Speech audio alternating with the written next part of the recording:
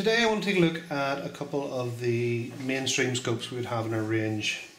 So I have the Tektronix MDO34 series, so that's a recently released model, an update to the very successful MDO3000.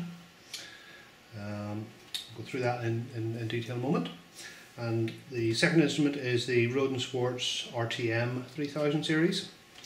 So price wise these would be comparable depending on special offers, etc. But they're basically similar price range, both available from low bandwidth, low cost models through to 1 GHz bandwidth at the top of the range. Each includes 16-bit MSO, dedicated probes, each includes 4 analog channels, each includes a function generator. And we'll go through the pros and cons of each in due course. But just a quick overview to start us off. The Tektronix, as you can see, has a larger screen. So this is 11.6 inches in kind of corner to corner versus a 10-inch capacitive touchscreen over here. They're both capacitive touch. Both instruments can be driven either from the front panel. You can just grab things, or you can use the conventional controls. So similar. In terms of the screen real estate, you can see the Tektronix reserves a space up the side for measurement results, which is kind of perhaps better utilised on the Rohde. So there isn't a huge difference in actual screen size.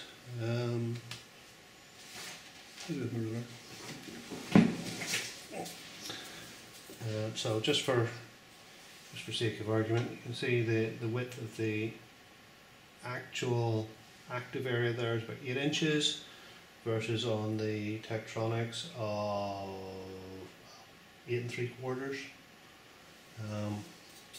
So although it's a bigger screen, there's not a huge amount in it. The Tektronix is 8-bit A to D, the Rohde&Schwarz is 10-bit A to D, and in most circumstances it really doesn't make any difference. You will see a lot of marketing stuff making a big deal out of 8-bit, 10-bit, 12-bit ADC. The dominating factor is the noise on the instrument. There's no point having 10 bits if your noise means you have effective number of bits of 6. So if you have a Google, you'll find lots about ENOB and how it's specified, and there's lots of jiggery pokery goes on there too. Where the additional bits do come into their own is at low bandwidth in your high res mode. You've got an advantage with the higher number of bits, but it's not a huge thing. So other key specifications, record length. So they both support 10 meg, per 10 meg record length per channel per input for both the digital, all the analogs. On the Rohde&Schwarz it's done slightly differently. Let me just have a quick peek here. So that at the moment is sitting automatic at 6 megasamples. We can take that right up to 80 megasample because there's only a single channel active. If I enable multiple channels and enable logic probe, see that's everything on now. If I have a look at what's available from memory now, my maximum now down to 40 megasamples. So on the Rohde&Schwarz it's mode dependent, but you do have a lot of memory. On the Tektronix it's always 10 meg available no matter what you're doing. So there's 10 meg, and it's 10 meg dedicated to each input. Different way of doing things. Just while we're on memory, the Rohde&Schwarz has a sort of a unique feature when it comes to how it uses the memory. When there's, let's see, go away. Reset. Let me just put that onto a signal. I'll have a look at the probe compensation test point just to get a signal in. Oops, probe.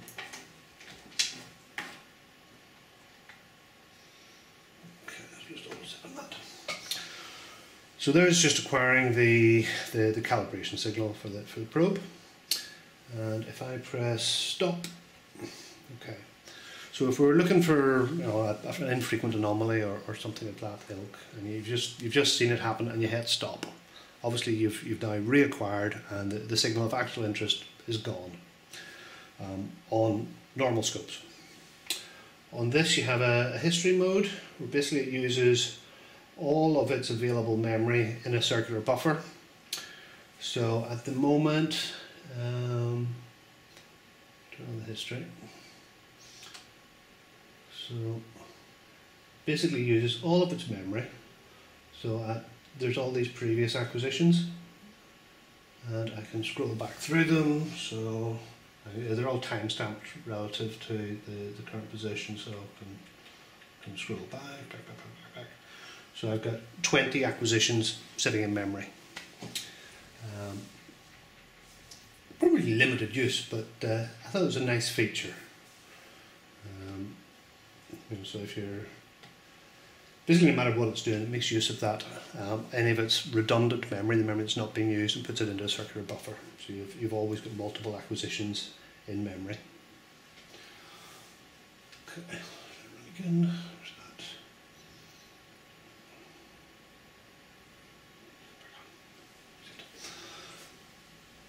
that? Okay, so probes. One of the I'm going to be chopping and changing between the two scopes here, so I'll try and keep this clear. But for the Tektronix probes, this to me is one of the key features of the MDO3 series, is the probe. I'm not sure if that will show properly on the camera, but that is in this case, a 250 megahertz probe with 3.9 picofarad loading. It's a passive probe, and you notice there's no adjustment on it, no compensation. We'll do the compensation in a moment, but it's fully automated on the Tektronix. So on the 200 megahertz, 100 megahertz flavors of this model, you get a 250 megahertz probe. On the 350 and 500 megahertz models, there's a 500 megahertz probe. And on the 1 gigahertz model, you have an optional 1 gig passive probe. So these are all the same sort of style. They're all 3.9 picofarad loading. So if you're working on high-speed digital type stuff, you'll be familiar that most passive probes, the capacitive loading is in the order of 8 to 10, 8 to 12 picofarads. So for a passive probe with 3.9 picofarad, very, very good. The next step above that is obviously to go to an active probe, where you'll be down to 1 picofarad or less. So I'll go ahead and do the compensation. So on the Tektronix, our probe cal test point is around the side. Try and put that out.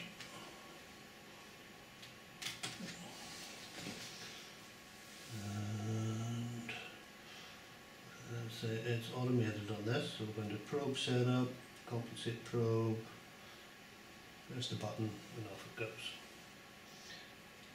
Okay, it's now saying status compensated, is it happy? You can see it did that all by itself, but if I just auto set on that, you can see it. So we've got nice square edges. Bring that up. Okay. So what that's done now, it's basically measured the characteristics of that probe, stored them in the scope with a reverse function to basically negate the effects of the probe. I say that works all the way up to 1 gigahertz passive probe. On the Rohde&Schwarz, we have standard passive probes. So these are 500 megahertz, 10 meg, and 10 picofarad. So significantly higher capacitive loading, only available up to 500 megahertz, but that's the same for everyone other than the tech. If you need to go for higher bandwidth probes on the RTM, then you're into the active probes. So we'll have a wee look at those two in a moment. But yeah, so the probe compensation on the Rohde&Schwarz. Again, we have the probe calibration test point on the front. You just rest your probe here, and you can do this manually, or in this case there's a little wizard that takes you through it. So, probe menu, probe adjust.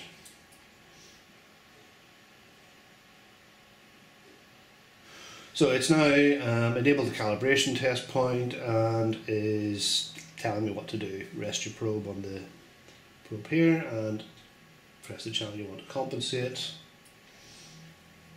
Okay, now telling me to adjust the probe until this little marker, I'm not sure how well that will show up on the video, but there's a little marker there you want to get right into the middle of the green. Grab a trim tool to do it. Okay, so each probe comes with the usual little plastic trim tool. So it's telling me to adjust the, it doesn't control which probes I have. It's telling me to adjust the probe.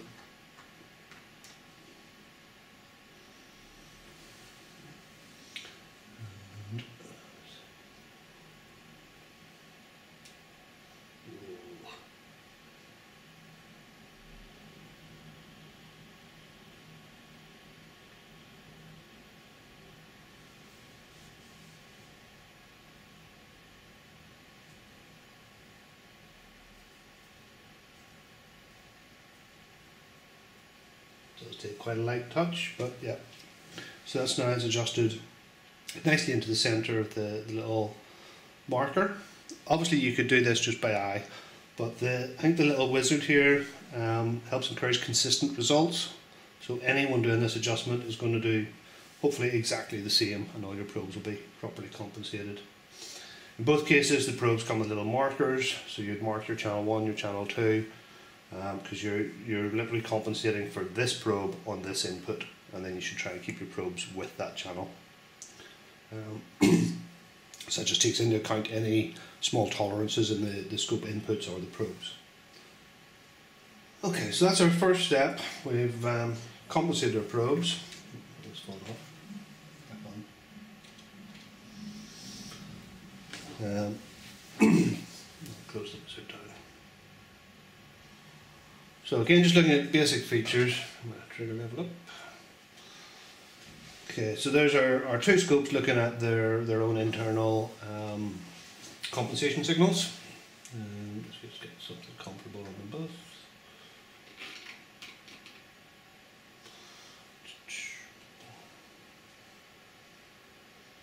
Okay, so you can tell them.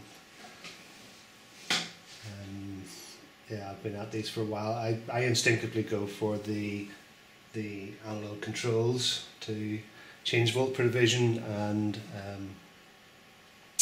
vertical offset, but I could just as easily have done pinch zoom to set the amplitude or the time base, and the same on the Tektronix.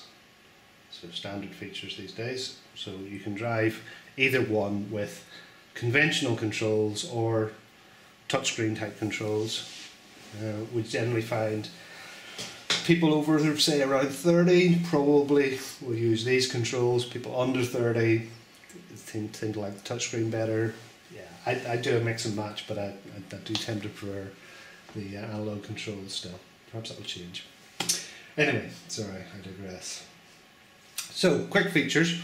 On the Rohde&Schwarz we have a feature called Quick Measure. So if we press that, that gives you your most common measurements in one go. So it does your rise time, fall time, mean cycle, positive and negative peaks. Yep. On the Tektronix, it'd be a matter of adding individual measurements. And again, we have the same features over here. So if I turn off the Quick Measure and go into the conventional measurements, So say channel 1 peak to peak, or I pick my different types of measurements. Again, it gives they both give a graphical representation of what the various measurements mean. So straightforward, say peak to peak, add, and there'll be peak to peak over here as well. One, yeah, turn that on. So in the case of Tektronix, it's shown over on the side, and for the Rohde&Schwarz, they're down the bottom.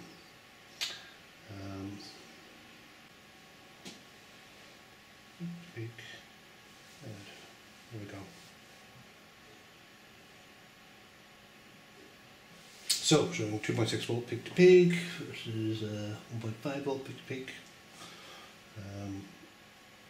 So yeah, both doing sensible things. So pinch and zoom, same thing. So for statistics, we can get that as well. Show statistics in badge. So you've got your mean, min, max, standard deviation, etc.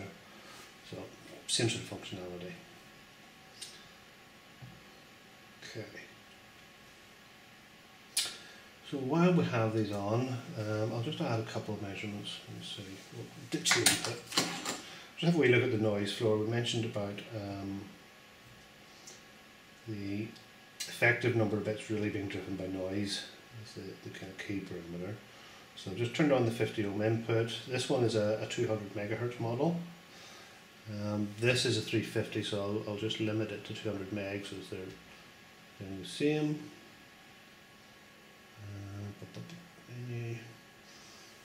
Bandwidth 200 megahertz, because obviously the more bandwidth you have, the more noise you have, just wideband noise.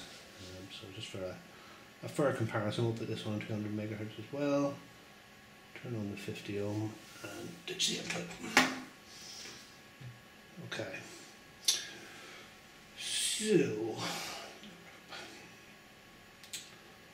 So that's just looking at the input with a 50 ohm termination on, both on 200 megahertz bandwidth, and if we bring them down to their 1 millivolt per division.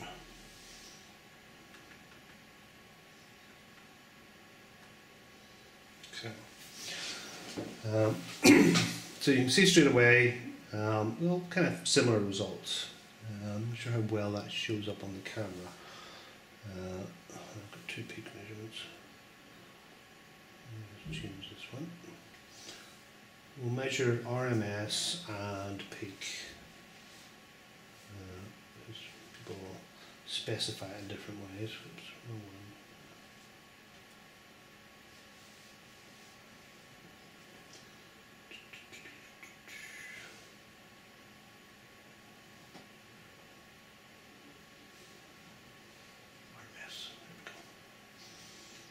Okay, and I'll add a second measurement over here.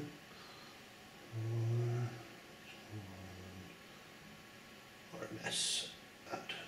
Okay.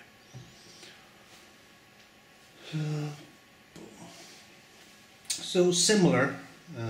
They're both on 1 millivolt. They're both 200 megahertz bandwidth.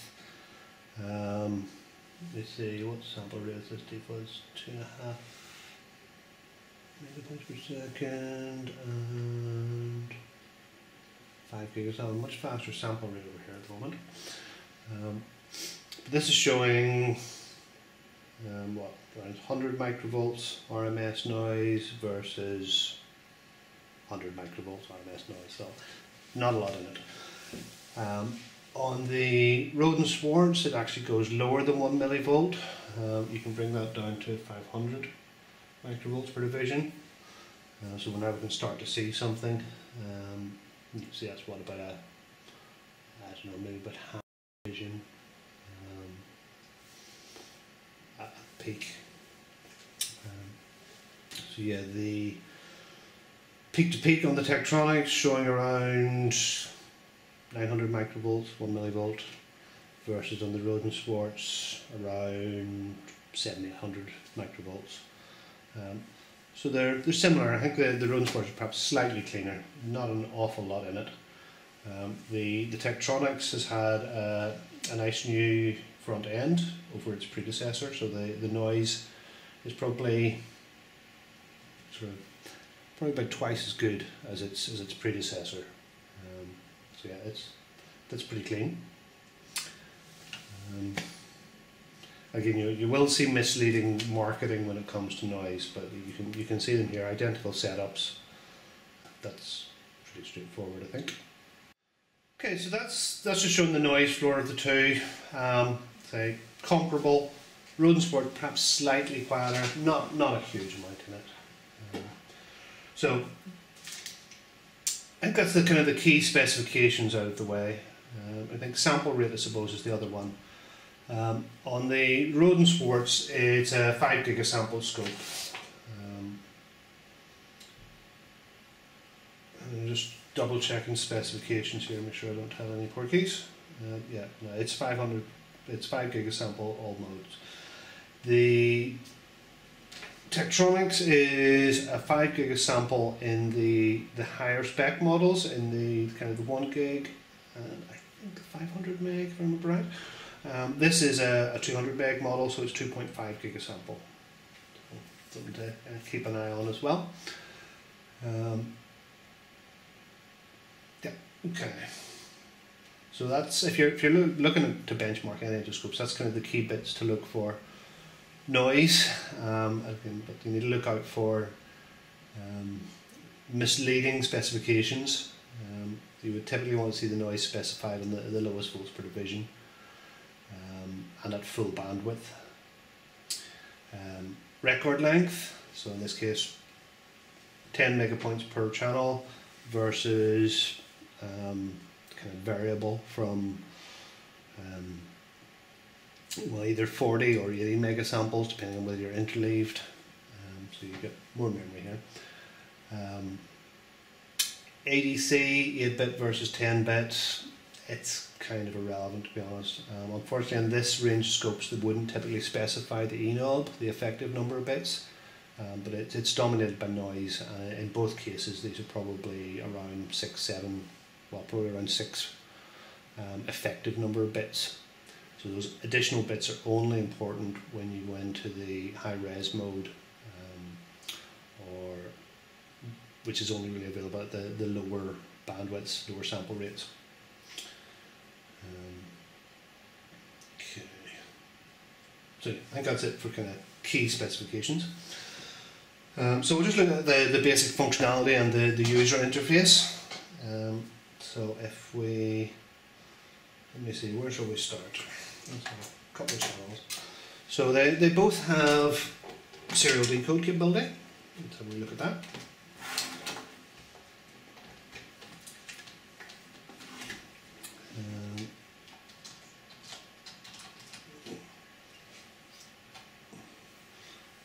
Just bear with me while I set up.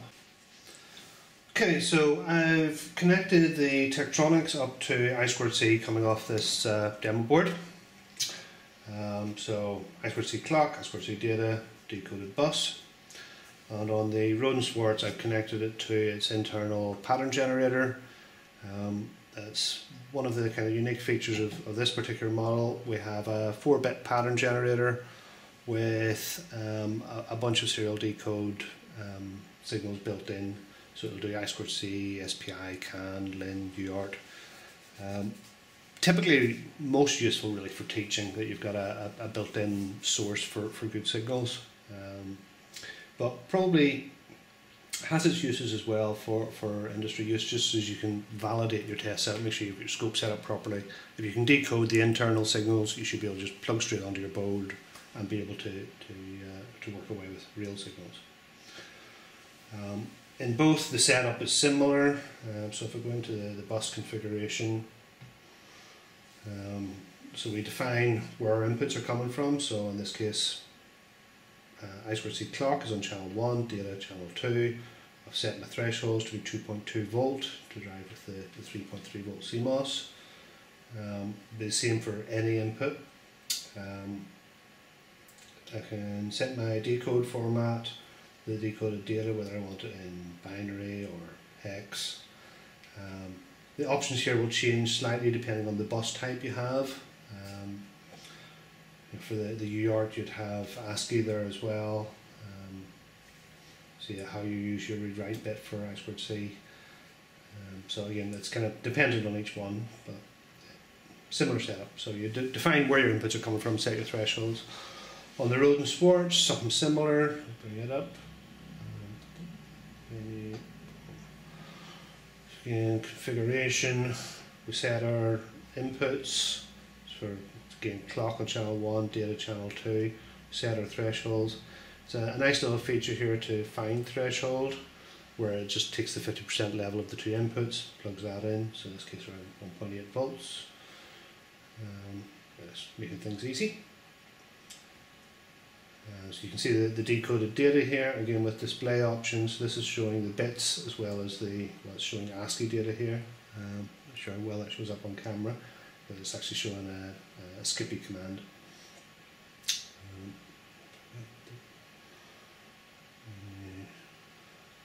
And your display setup, so you can change whether you want those bits on or off.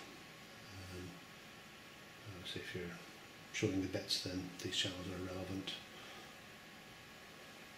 In both cases we have a bus table, so we have the results table. So now we can see the I2C transactions. If we want to capture more time, bring that down a bit, capture a decent amount of time, then we've got a decent amount of stuff in memory, so then you could stop and scroll through looking for specific events. Similar on the Rohde&Schwarz, bus table, turn that on. And then we can scale our kind of how much of our screen we want to devote to table versus waveform. So let's just move the probes onto the demo board, so we're both looking at the same signals. We'll bring the time base down to get some more events. Lots of I2C. Stop that so we have a proper look. So that's showing the I2C conditions, the data, the timestamp, whether it's a read or a write. Similar here, read, write, missing acknowledge, etc. Okay, hope that's clear enough. For software debug, you can then save your results table again in both cases. Okay, so now that we've got a bus defined, we can make use of that for triggering. So if I go into our trigger setup, trigger type serial bus I2C, and triggering on I2C start condition, or I could trigger on a specific address, specific data, all those sort of things you would expect really. And on the electronics, set up for bus decode, and trigger on I2C start. Let's run that. And I'll get rid of the results table to tidy things up a bit.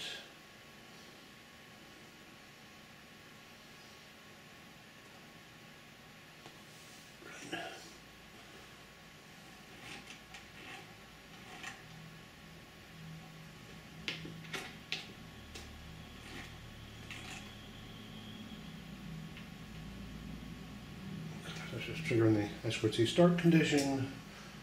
Bring this one out as well.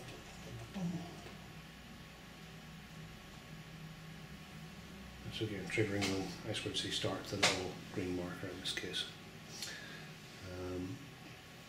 Configure a trigger to trigger a specific address. So say an address 50 around there. So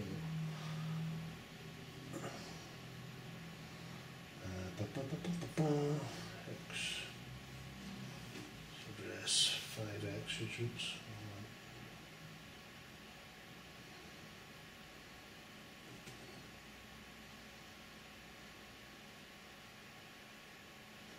Okay, so triggering now just an address 50.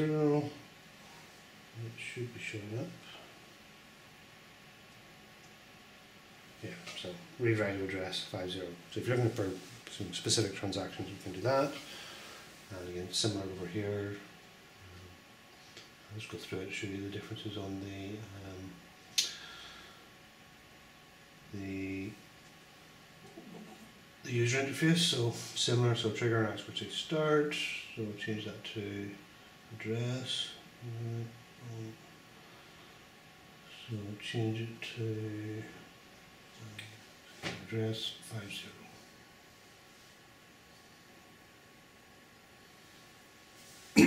Okay, so now we just see whether our address 50 is the only one that's popping up on the screen. Okay, so again, similar functionality, user interface fairly similar. So on this one with the Tektronix, the bus table area is fixed. You've got your bus table takes up a certain area. On the Rohde&Schwarz bus table, we can scale that. So again, perhaps making better use of the available real estate, you can scale things depending on what you're trying to do. So yeah, very little to choose from between the two. They both do essentially the same job.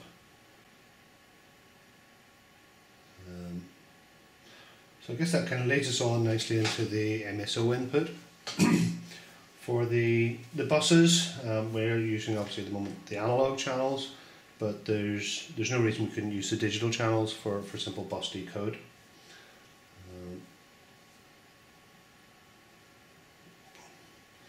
So just going to the configuration again, you can see there source can be any one of the digital inputs or any one of the analog inputs, same on the Rohde.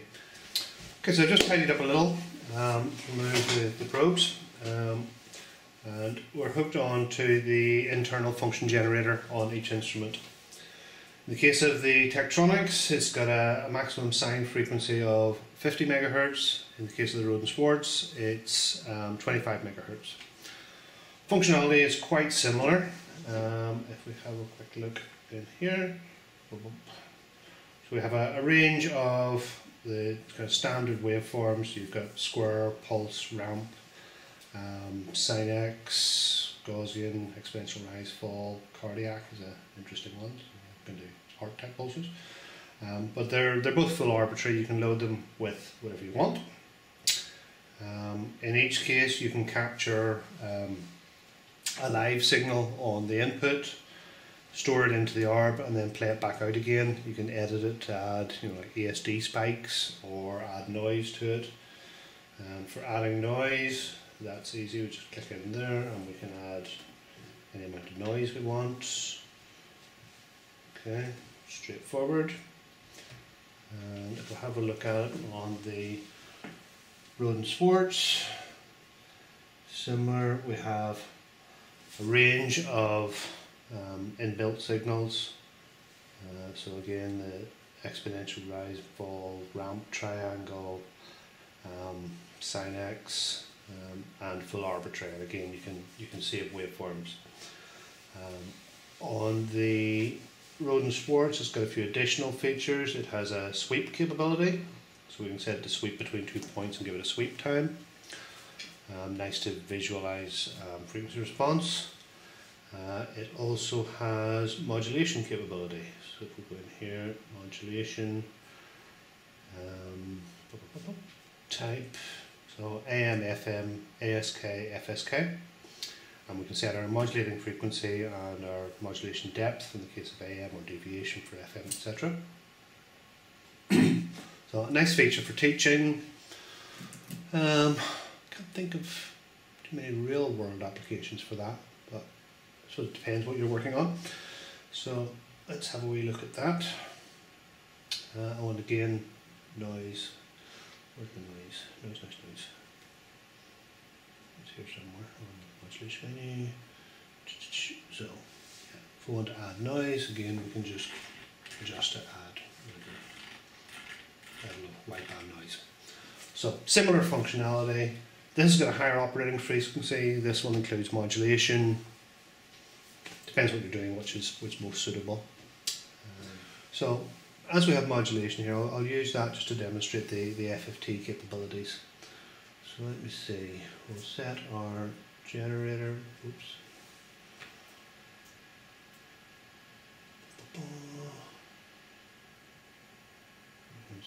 So we'll say well, a 20 megahertz carrier, and we will amplitude modulate that with a 100 kilohertz, 100% modulation. Sounds good to me. Oh, modulation on would help. And okay. So, oops. So there's your typical amplitude modulated signal, pretty straightforward. And I'll rearrange the cables slightly so we won't have that on both instruments. Okay, so on the Rohde&Schwarz, the FFT drives very much like a spectrum analyzer. So if I, let me see, bring the center down to 20 megahertz. Oops,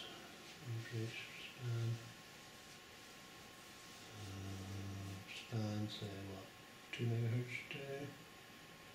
Reached, okay. Needs more samples. Oh, there it is.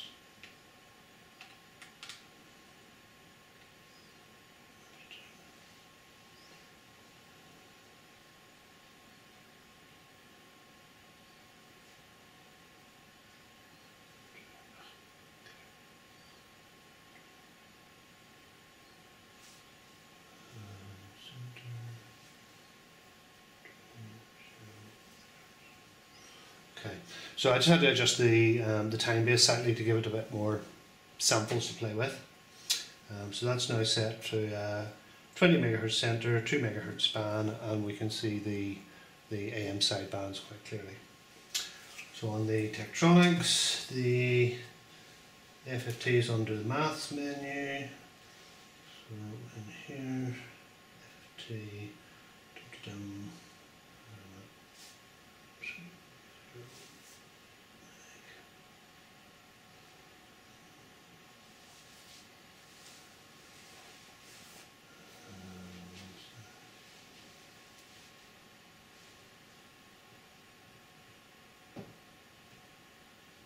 Okay, so something similar, we can see our AM sidebands, maybe a little less control of the FFT on the tech scope,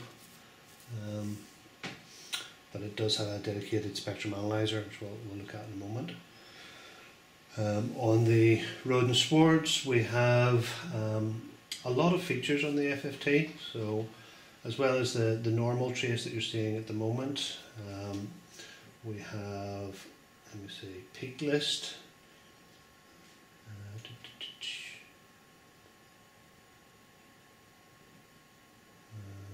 Menu up. So we'll turn on our peak list. So that's now, and again we can rescale everything to move the relevant bits out of the way. So that's just showing a single peak at the moment. We'll bring our limit down. Let's grab that level, bring it down there, now showing 3 peaks, or should do, right, yeah, 1, 2, 3 peaks, 4 peaks, something else. So yeah, it's a straightforward way of getting markers off, and again you can save that data. Hide that again. We also have multiple traces, so we can do a min hold, max hold, max hold, just to get an idea. So typical kind of spectrum analyzer type functionality, but it's literally just a scope FFT. But of course you've got 4 channels, so you've got multiple spectrum analyzers, if you like. Other features that are kind of unusual for scope FFT, you have spectrogram mode, so that's showing a waterfall type display, or should do. Turn it on.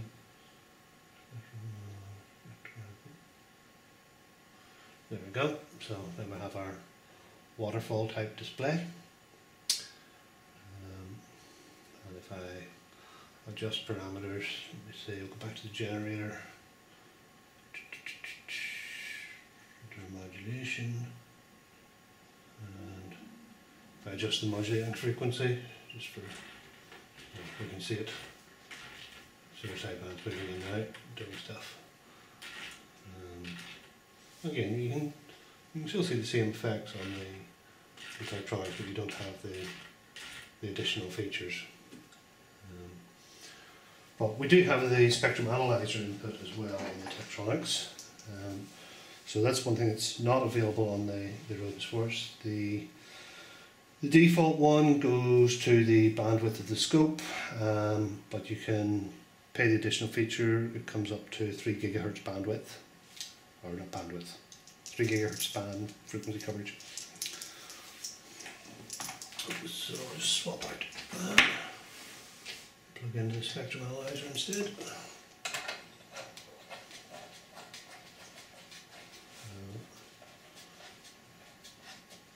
So basically, if we press the RF button, our scope effectively disappears. We've now got a spectrum analyzer instead of a scope.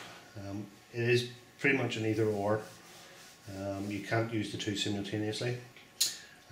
You can on the 4000 series, but not on the 3K. On the 3K, it's either a scope or a spectrum analyzer, not both.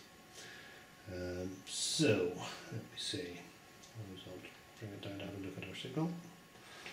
So again, if we set our span down to, let me see, say a couple of megahertz, and our center to be 20.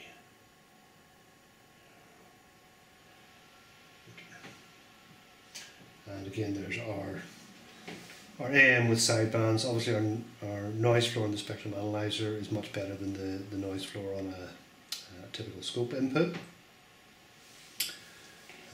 So in this, we now have typical spectrum analyzer type functionality. So we have additional traces. So I have the likes of min hold, max hold, on the max hold just to show. So there's our max hold trace. We have peak search markers, all your basic spectrum analyzer type functionality.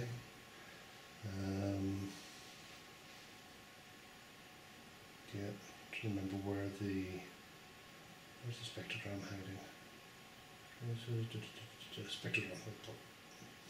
So here on the spectrum analyzer we do have spectrogram functionality. So that's again doing that waterfall type display, and we can stop it and scroll back in time to see what the spectrum was doing at that point. One neat little unique feature on the RTM is the annotation tool. So we can doodle on the screen. So for highlighting an error, you can say, look, there's a problem here, we need to look at this. We can add text. So, look, enter, boom. And then we can place that text wherever we need. And then you plug in your USB stick, hit the camera button, and it would save a PNG file of your error.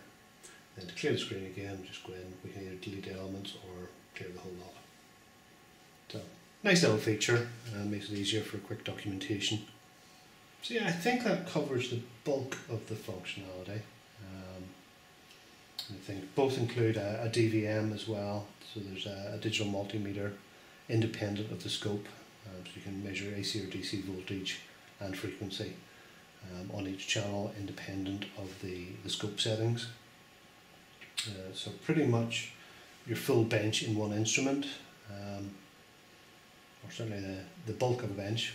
You've got your signal generator, pattern generator in this case, spectrum analysis functionality, be it enhanced FFT or dedicated spectrum analyzer input. You have mixed signal capability, so 16 digital inputs on both. Serial decodes for all the common protocols. Function generator, in this case 50 megahertz, in this case 25 megahertz, but in this case with modulation and sweep functionality, in this case not. Again, very similar, and price-wise similar. So I hope that gives you a bit of a feel for where these two instruments sit. Very much down to, I think, user preference really as to what's best, or what your application is what's best. So yeah, if there's anything there we can help you with, please do talk to us, and we'll be happy to advise.